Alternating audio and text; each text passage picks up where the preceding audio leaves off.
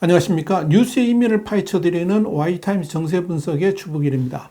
블라디미르 푸틴 러시아 대통령이 미국식 선제 타격 개념을 언급하면서 이 핵무기 사용 가능성과 관련한 위협을 이어갔습니다. 푸틴 대통령은 현지 시간으로 9일 키르기스탄 수도의 비슈케크에서 열린 유라시아 경제연합 정상회의 기자회견에서 이 핵무기 사용 여부에 대해서 질문을 받고 이런 답변을 했습니다. 미국은 선제 타격 개념을 갖고 있고 무장해제 타격 시스템을 개발하고 있다 그러면서 자국 안보를 위한 미국의 이런 개념을 러시아가 채택하는 것을 생각해 보고 있다. 이렇게 밝힌 겁니다. 여기서 푸틴이 말한 이 무장해제 타격이란 것은 상대방이 보유한 핵무기 등 위협을 제거하거나 무력화하기 위해서 선제적인 공격에 나서는 것을 의미합니다. 푸틴이 이어서 잠재적인 적이 이 선제 타격의 개념을 사용하는 것이 가능하다고 생각하는 반면 우리는 그렇지 않고 있다면 이런 타국의 방어 태세가 우리에게 어떤 위협을 미칠지 생각하게 될 수밖에 없는 것이라 그러면서 이 선제 타격이란 지휘시설 파괴를 의도하는 것으로 러시아의 순항 미사일과 극초음속 시스템은 미국보다 더 현대적이고 더 효율적이라고 지적을 했습니다. 여기에 대해서 CNN 방송은 이 푸틴 대통령이 갈등 상황에서 핵무기를 먼저 사용하지는 않겠다는 러시아의 기존 닥트린을 변경할 수 있음을 거듭 내비친 것이다. 이렇게 분석을 했습니다.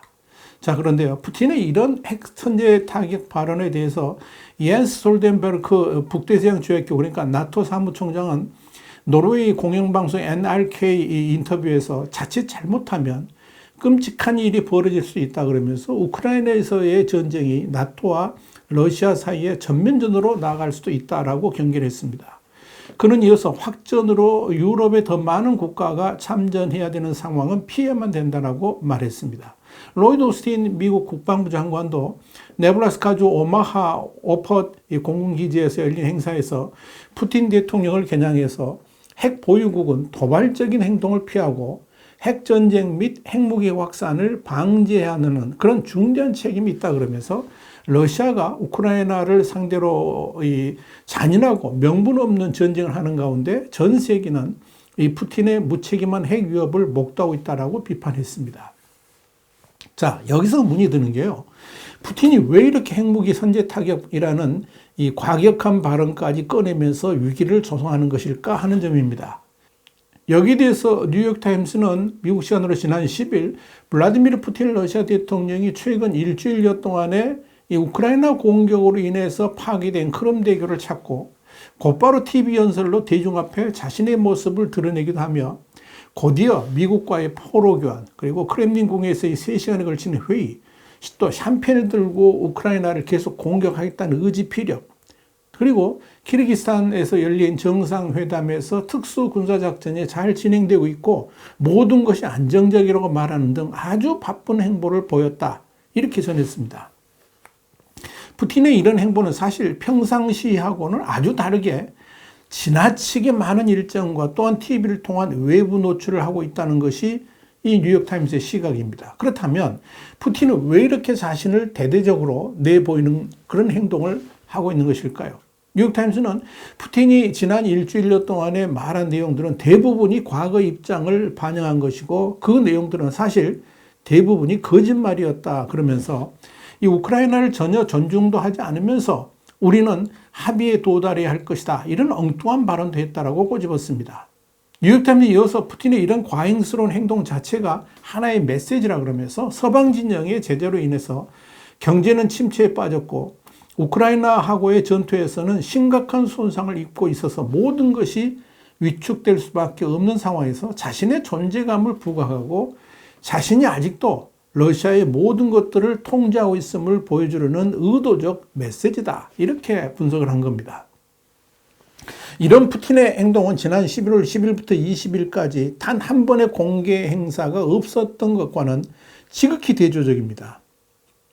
여기에 대해 상트페테르부르크에 있는 유럽 대학의 정치학 교수인 그레고리 골로소프는 지금의 푸틴 행동은 러시아의 지배계층에 자신이 러시아의 모든 상황을 통제하고 있음을 보여주라는 것이라 그러면서 푸틴이 말을 많이 한다는 것에 너무 신경 쓸 필요가 없다. 내용 자체가 별로 중요하지 않기 때문이다. 이렇게 말을 했습니다.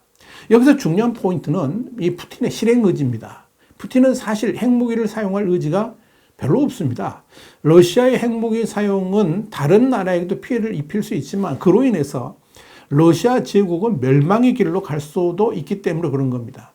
그렇게 핵이라는 것은 공격용이 아닌 방어용이고 또한 핵 보유끼리의 전쟁을 막는 방파제 역할을 하는 겁니다. 그럼에도 푸틴이 핵무기 사용 가능성을 계속 설파하는 이유는 그만큼 자신이 불안하다는 것을 보여주는 것이라고 할 수가 있을 겁니다. 지금 러시아는 우크라이나의 전쟁에서 너무나도 많은 국력을 소비를 했습니다. 이젠 우크라이나를 향해서 쏠 미사일도 부족하고 심지어 포탄도 동이 났습니다. 여기에 전쟁을 치를 육상병력마저 고갈됐습니다. 그러다 보니까 이젠 이란에서 드론과 미사일을 수입해올 처지가 됐고 심지어 북한에게까지 손을 내밀 정도로 국방력이 완전 바닥난 상태입니다. 지난 9일에는 푸틴이 직접 우크라이나와 싸우기 위해서 소집된 30여만 명의 병사들을 위한 군사장비 그리고 이불 옷조차 공급하는데 문제가 있다. 이 문제를 스스로 인정했다라고 영국의 텔레그래프가 보도를 했습니다. 이렇게 사실상 이 전쟁을 치를 만한 여건도 안 되고 전투 상황도 밀리는 가운데 푸틴이 러시아가 할 수 있는 일이라고는 별로 존재하지 않습니다. 지금으로서는 최대한 빨리 휴전을 하는 것이죠.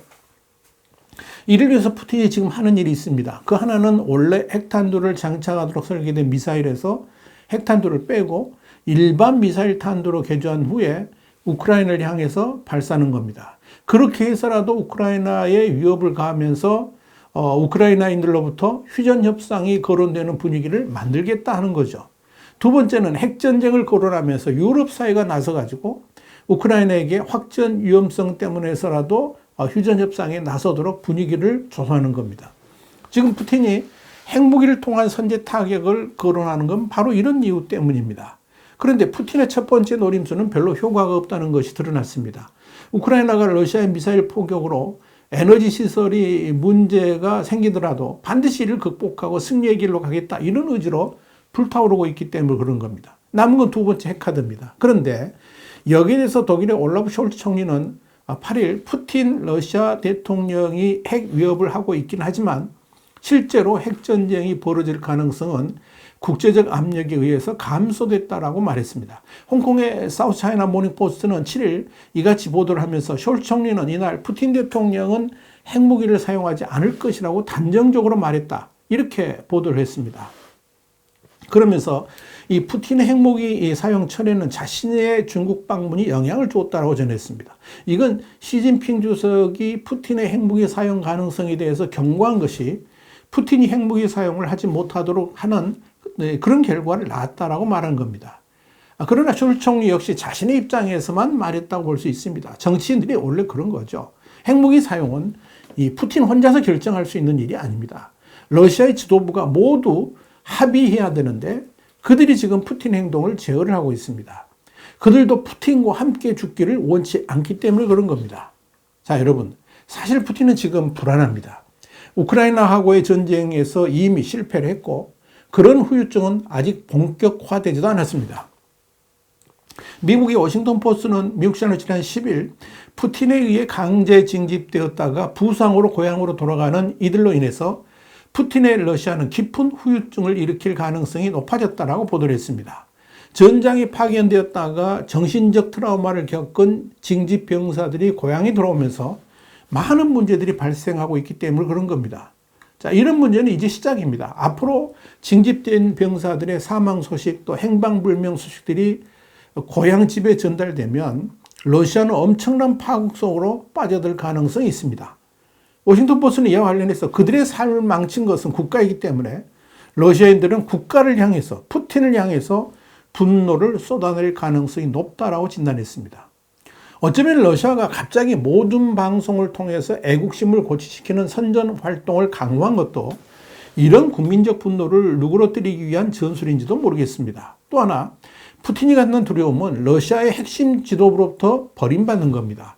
푸틴이 지금 지나치게 많은 일정을 소화하면서 아주 많은 말들을 쏟아내는 것도 이들을 안심시키려는 선전선동 전략일 가능성이 높습니다.